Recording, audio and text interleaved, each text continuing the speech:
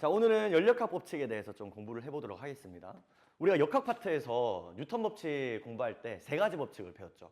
그리고 그 각각 세 가지 법칙을 1법칙, 2법칙, 3법칙 이렇게 우리가 명명을 했었잖아. 마찬가지로 연력학에도 세 가지 법칙이 있어요. 근데 얘는 되게 특이하게 이름이 0법칙, 1법칙, 2법칙이야. 얘가 이렇게 특이하게 0법칙부터 있는 이유는요. 과학자들이 이 물체의 열적 상태에 대해서 정의하기 위해서 수많은 연구 끝에 연력학 1법칙과 연력학 2법칙을 만들어냈어. 그리고 오랜 시간이 흘렀는데 알고 보니까 연력학 1법칙이랑 2법칙을 더욱더 엄밀하게 정의하기 위해서는 또 근본적인 내용이 정의가 됐었어야 됐던 거야. 그게 이제 연력학 0법칙에 해당하는 내용이에요. 그 연력학 0법칙이 뭐냐면 이런 거야. 만약에 물체랑 물체 C가 열평형 상태야. 열평형 상태라는 거는요, 얘네들이 접촉을 해가지고 더 이상 온도가 변하지 않는 상태야. 만약에 공기 중에 차가운 음료수를 놔뒀어? 그럼 차가운 음료수는 점점 미지근해져서 공기랑 온도가 같아지거든요. 이게 열평형 상태야. 그러면 공기랑 음료수의 온도는 어떨까? 그래서 열평형 상태라는 건 온도가 같다는 거야. 그래서 만약 물체랑 물체 C가 열평형 상태야? 무슨 뜻이야? 물체랑 물체 C가 온도가 같아. 그리고 물체 A랑 물체 B도 열평형 상태야? 무슨 뜻이야? 물체 A랑 물체 B가 온도가 같아. 그러면 C랑 B의 온도도 어떻다는 거야? 같다는 거야. 너무 간단하죠. 이게 연력학 제0법칙이에요. 여기 그림에 나와 있는 것처럼 만약 A랑 B랑 온도랑 같고 B랑 C랑 온도가 같아. 그럼 A랑 C랑도 온도가 같다는 거야. 이거 너무 당연한 말 아니야? 근데 이게 왜 연력학 1법칙, 2법칙보다 왜 더 근본이 되냐면요.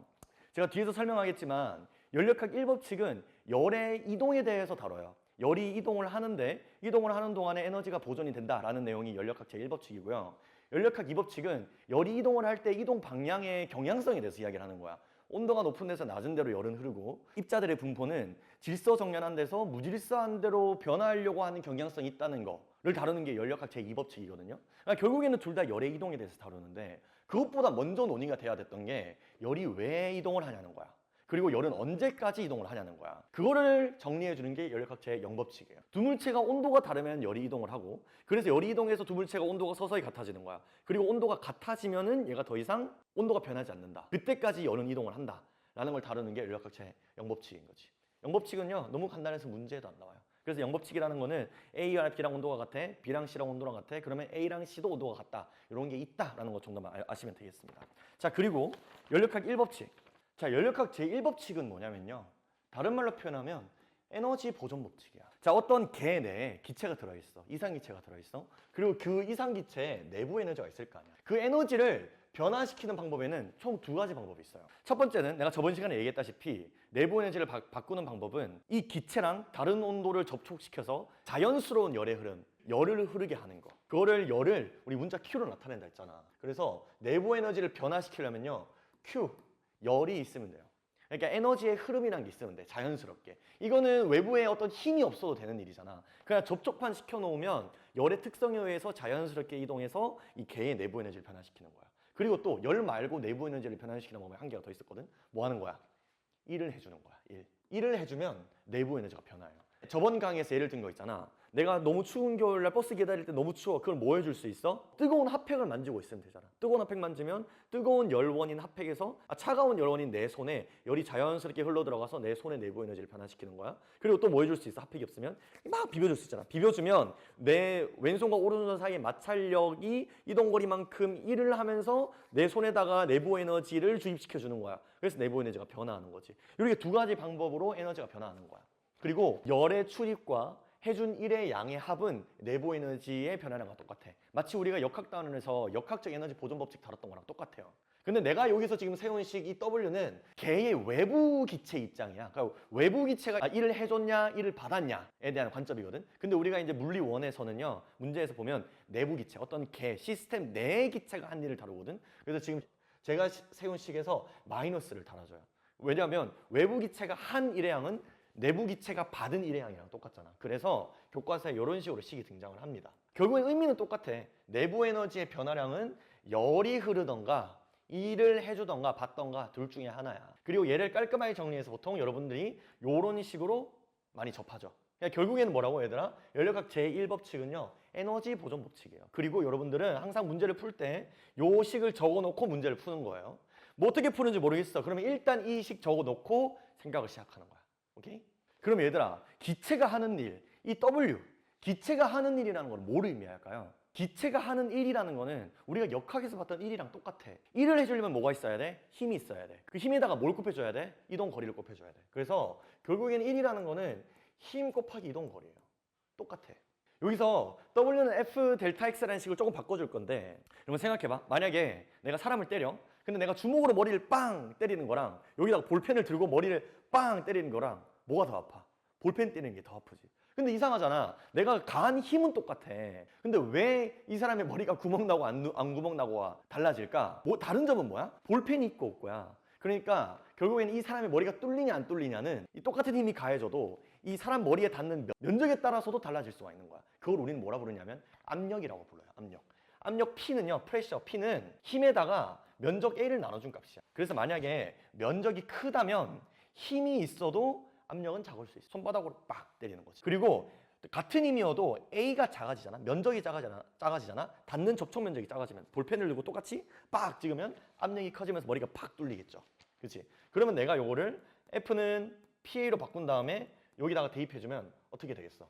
P, A, 델타 X가 되겠죠. 그래서 기체에서 압력이라 함은 여기 수많은 기체 입자들이 존재하잖아. 기체 입자들이 막 자유롭게 막 움직이거든요. 여러분들 중학교 때 배웠잖아요. 기체는 가만히 있지 않아요. 막 움직이면서 이 피스톤을 계속 팡팡팡 친단 말이야. 힘 F로 쳐. 근데 그 피스톤의 면적이 A인 거야. 그러니까 그 수많은 기체 입자들이 이 N개의 입자들이 힘 F로 요 A의 면적을 팡팡팡팡 치는 거, 요거를 압력 P라고 하는 거예요. 그리고 이 압력 P가 존재하는 상태에서 요 델타 X만큼 뒤로 쭉 밀려나잖아? 그러면 원래 위치에서 나중 위치까지 변하는 동안 부피의 변화가 발생했어요. 그 부피의 크기가 몇이야? 밑면적 곱하기 요 이동거리, 높이 해주면 되잖아. 근데 얘가 뭐냐면 그 부피야.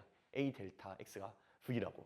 그래서 부피로 바꿔주면 P 델타 V가 되죠. 그래서 기체가 하는 일을 계산할 때는요, 압력 P에다가 부피 변화랑 델타 V를 곱해주면 돼요. 그런데 내가 이전에 미적분 할 때 생각해봐. 너무너무 중요한 게 이렇게 생긴 꼴은 뭐라 했어? 얘는 적분이야. 적분. 그러니까 W는 제가 다시 적어볼게요. W는 P dV의 적분꼴이야. 그러면 얘는 그래프가 어떻게 되는 거예요? P, V 그래프에서 어떤 A 지점에서 B 지점까지 그래프가 변화한다 했을 때 요 밑면적이 의미하는 게 뭐라는 거야? 밑면적이 의미하는 게 얘가 기체가 한 일의 양 W가 되는 거야. 이 피스톤 내부의 기체가 이 피스톤에 해준 일의 양을 계산할 때는 여기 내부에, 근데 여기서 너무너무 중요한 거는 얘들아, 그냥 곱하는 게 아니야. 얘는 적분이야.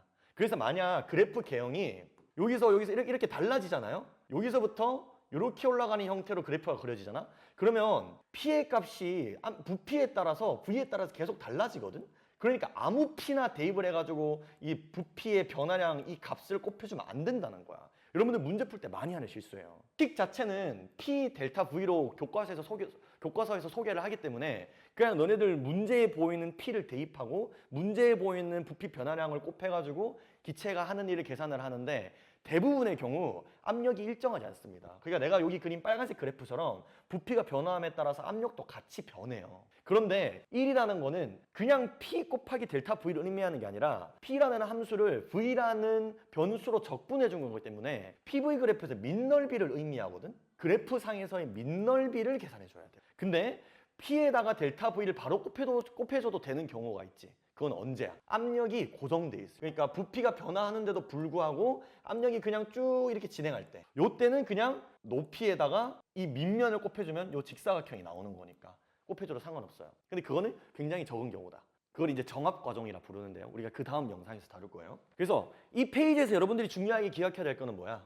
이 기체가 해준 일 W는요, PV 그래프가 만들어내는 그래프의 밑면적이다. 단순히 압력에다가 부피 변화를 아무 값이나 대입하면 안 된다는 거야. 밑면적 기억하세요. PV 그래프에서 밑면적이 1이야. PV 그래프에서 밑면적이 1이야. 이 PV 그래프가 어떤 A라는 지점에서 B라는 지점까지 변화하는데 어떤 경로로 변화하느냐에 따라서 일의 양이 달라져요. PV 그래프에서 만약에 부피에 따른 압력 변화가 이렇게 변화하는 상황이랑 이렇게 변화하는 상황이랑 이렇게 변화하는 상황이 기체가 한 일의 양이 다 다르다는 거예요. 이 세 과정이 상태가 변화하기 전에 압력과 부피와 온도가 똑같았고 상태가 변화한 후에 압력과 부피와 온도가 다 똑같았지만 얘네들이 변화하는 형태에 따라서 밑면적이 다 다르잖아. 얘 위로 볼록한 거는 요 제일 넓은 넓이를 가지겠고 밑으로 볼록한 거는 제일 좁은 면적을 가질 거란 말이야. 그래서 기체가 한 일이 다 달라요. 그래서 그래프를 보고 밑넓이를 통해서 기체가 한 일을 얻어낸 다음에 연력학 제1법칙에서 Q는 델타 U 플러스 W에다가 대입을 해줘야 되는 거. 이 정도 강조했으면 여러분들 실수 안 할 수 있겠죠? 자, 그 다음에 중요한 거는 델타 U는 Q 플러스 W에서 각각 여기에 대입되는 변수들의 부호가 의미하는 바가 있다는 거야. 첫 번째로 문제에서 뭐 개 속에, 그러니까 예를 들어 피스톤 안이라 할게요. 피스톤 안에 열이 들어가고 있어. 열을 흡수하는 상황이야. 그러면 Q의 부호는 플러스가 됩니다. 열이 주입되는 상황이 플러스야. 그리고 열이 나오는 상황은 그럼 뭐겠어? 그렇지?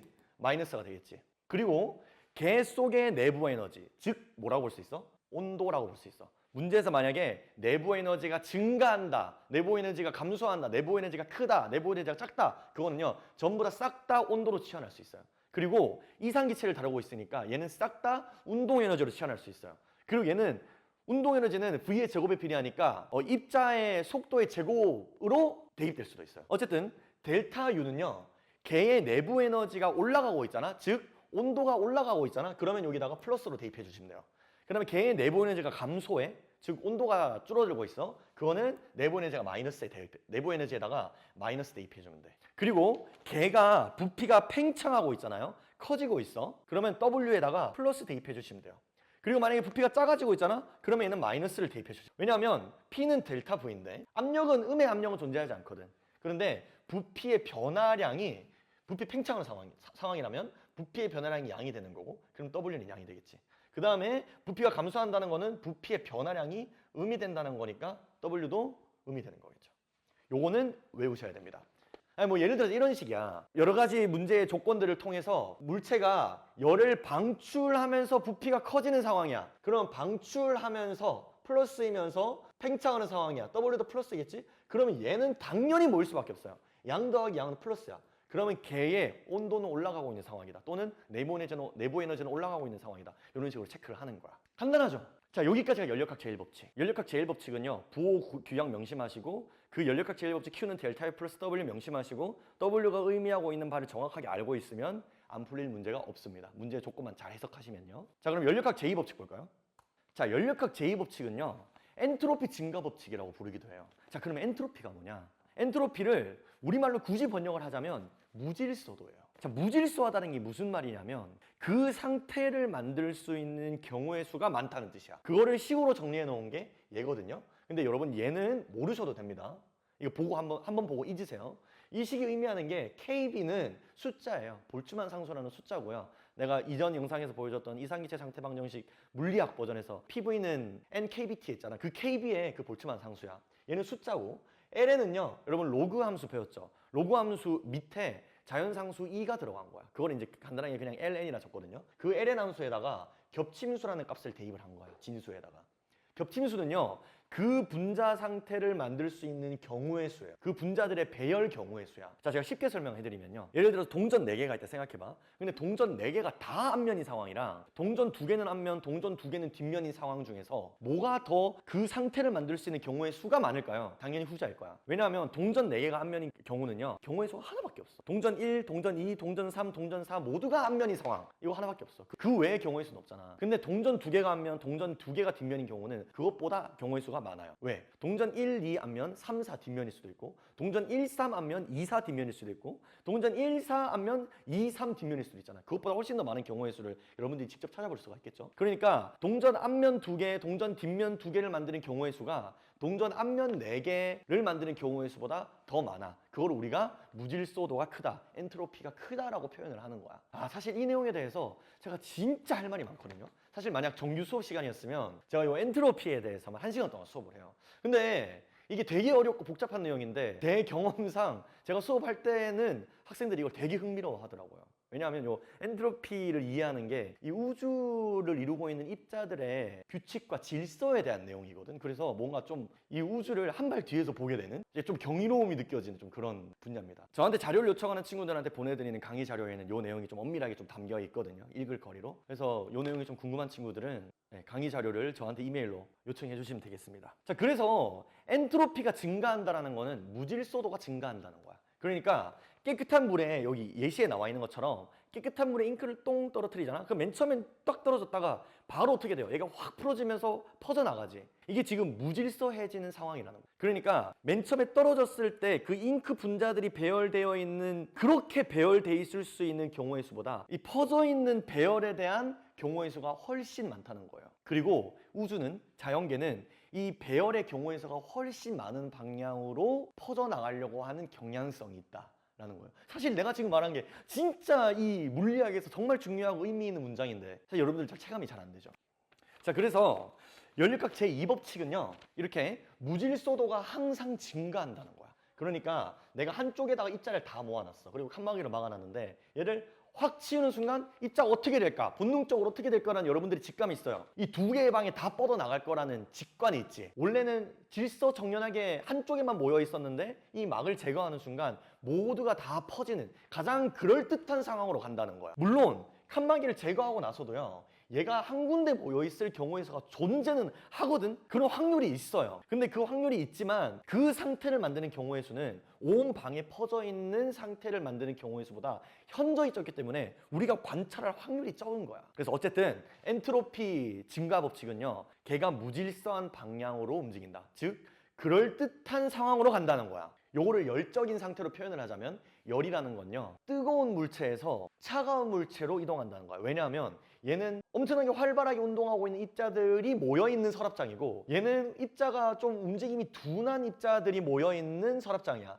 그 두 개 서랍장을 합쳐놓으면 무질서하게 질서정연한 것보다 더 섞여있는 상태로 간다는 거야. 언제까지? 열평형일 때까지. 연립각 제2법칙이 의미하는 정말 중요한 거는요, 여기서 질서정연한 상태에서 무질서한 상태로는 갈 수 있지만 무질서한 상태에서 질서정연한 상태로는 돌아갈 수가 없다는 거야. 돌아갈 방법은 있지. 어떻게? 1을 가해주는 경우. 1을 가해주는 경우에는 돌아갈 수가 있어요. 반드시 1이 필요하다는 거야. 1이 없을 때는 이 반대로 가는 과정은 불가능하다. 이렇게 1을 가하지 않으면 원래의 질서정연한 상태로 돌아갈 수 없는 그런 현상을 우리는 비가역 현상이라고 부릅니다. 비가역 현상이라 하면 어떤 현상이 한쪽 방향으로는 저절로 일어나는데 그 반대로는 저절로 일어나지 않는 거야. 우리가 살고 있는 현실 세계에서는요, 여러분들이 알고 있는 모든 반응들은 대부분 비가역 현상입니다. 예를 들어서 일반적인 상황, 공기저항이 존재하고 뭐 마찰이 존재하는 상황에서의 용수철의 진동 어떻게 돼 있어? 진동하다가 점점 먹겠지. 그러니까 진동하던 용수철이 정지하는 상황은 자연스러워, 그럴듯해. 요게 더 무질서해진 거야. 마치 정지해서 얘가 더 질서정연한 거 아닌가 싶겠지만 우주적 관점에서 봤을 때는요, 얘가 정지하는 게 확률적으로 더 높은 상황이야. 그래서 얘가 가만히 있던 용수철이 다시 진동해서 위아래로 운동하는 상황은 존재할 수가 없다. 정확하게는 존재하기가 너무 힘들다는 거야. 그런 확률이 존재하기는 해요. 그렇지만 우리가 관찰하기에는 너무 낮은 확률이다. 그리고 뭐 공기 중에서의 진자 운동하다가 점점 멈추겠지. 그 다음에 잉크, 연기의 확산, 이런 것들이 다 비가역 현상이고요. 비가역 현상이고, 가역 현상은 어떤 거야? 말도 안 되는, 문제에서만 등장하는 이상적인 용수철의 진동. 그러니까 공기 저항, 마찰 아무것도 없이 얘가 진동하는 상황. 얘는 계속해서 진동하니까 무질서해지지가 않는 거야. 그리고 또 에너지 손실이 없는 진자? 위에 있다가 반대쪽에 갔다가 다시 원래대로 돌아가는 상황은 현실 세계에서는 일어날 수 없어. 공기 저항이 없으니까. 이런 말도 안 되는 상황이 가역 현상이고요. 일반적으로 우리가 실제로 살고 있는 우주에서는 대부분의 현상이 비가역 현상이다. 그래서 이런 그림이 나오면 실에 매달린 추가 진동을 하다가 정지하는 거는 충분히 가능한 상황이지만 반대로는 우리가 1을 가해주지 않으면 불가능한 상황.